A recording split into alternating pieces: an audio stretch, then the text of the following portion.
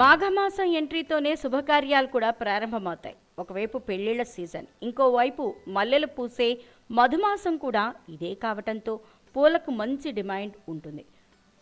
సుమధుర పరిమళాలు వెదజల్లే ఈ మల్లెలు లేనిదే పెళ్లి వేడుక ఉండదంటే అతిశయోక్తి కాదు.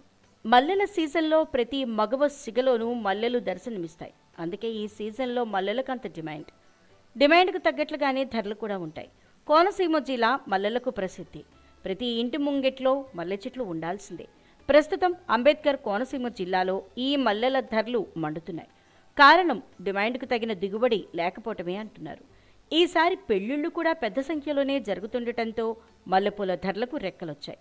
హోల్సేల్ మార్కెట్లో కేజీ 2,000 రూపాయలు పలుకుతుండగా బహిరంగ మార్కెట్లో 2,500 రూపాయలు పలుకుతున్నాయి.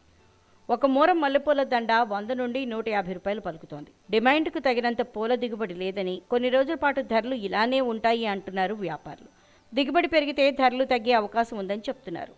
ఎండలతో పాటు మల్లెపూల ధరలు కూడా మండుతుండటంతో వాటి వైపు చూడాలంటేనే భయపడిపోతున్నారు.